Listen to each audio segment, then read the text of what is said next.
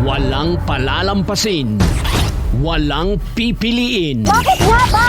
Kapag palpak, bibirahin. Bakit ka nagbayad ng hindi complete? Welcome sa Kombinasyon Mortal. Laban ka?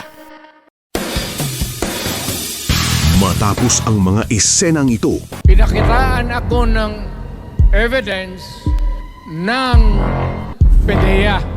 Doon sa listahan, nandoon yung pangalan mo.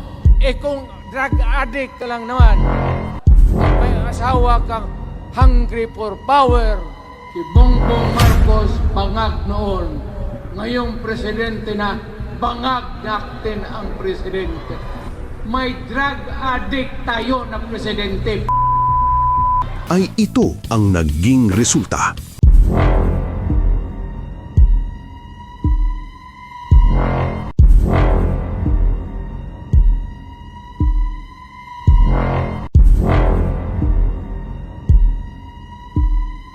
Ngayon, mukhang ayaw pa rin talagang magpaawat ang pamilya Duterte sa pagbira sa tinatawag nilang bangag na si Presidente Marcos at muli na namang bumira si Davao City Mayor Baste Duterte ng mga below-the-belt na tira para sa Pangulo. Siya nagbukas ng usapin ng flood control na may mga ghost project. Kaya ako tumahimik talaga. Kasi hinayaan ko na mag-self-destruct yung gago na yan. Kasi alam kong sasabog sa mukha niya yan. Because unang-una sa lahat, pag ikaw eksekutibo, you cannot point at someone else for the mistakes of your administration. Siguro, itong tao na to, gusto maging presidente, he will redeem the Marcos family name. So, hindi ko naman talaga inisip na may ganun din pala kagago yung tao na yan. You know, kung swerte na kayo sa buhay, it's time you give back to the people. Huwag niyong pahirapan yung mga tao. Tama na yan. Okay na yan. Siguro yung mga anak nyo maka-aral sa abroad, you can eat, you know, in a very nice restaurants. Tama na yan. That's okay.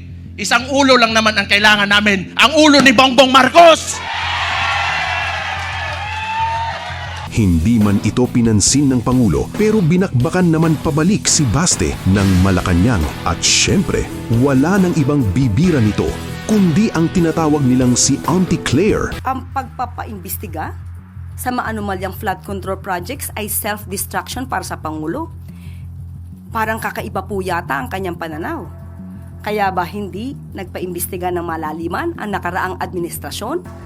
Dahil magiging self-destruction sa dating Pangulong Duterte? Alam naman ng lahat na ang politika dito sa Pilipinas ay weather lang. Kung sino ang nakaupo sa ngayon sa pinakamataas na pwesto, siya ang may pinakamaraming kaibigan at may pinakamalakas na kapangyarihan. Nasa disposisyon niya ang lahat ng gusto niyang gawin para gipitin, personalin at pahirapan ang kung sino mang kinukonsidera niyang kalaban.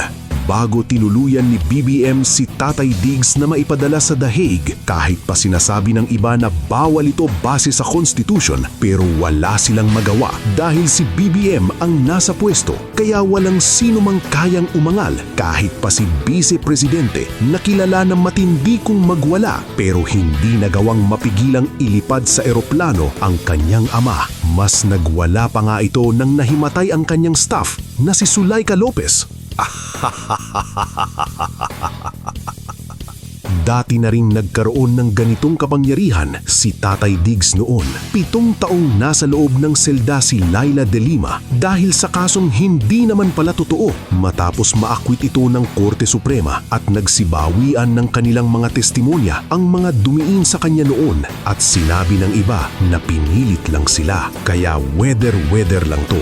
Sa oras naman na hindi nila kayang mawasak si Sara Duterte at manalo ito sa pagkapresidente sa 2028, State ay paniguradong magiging miserable talaga sa mga patong-patong na kaso at mga aligasyon ang sasapitin ng mga ito. Pero sa ngayon, hihintayin natin kung meron bang mga ipapataw na kaso o pagpapaliwanagin si Baste sa mga banat niya sa Pangulo. Kahit makailang beses ng palit-palit ang mga namumuno sa Pinas, pero pare-pareha lang din ang epekto in general.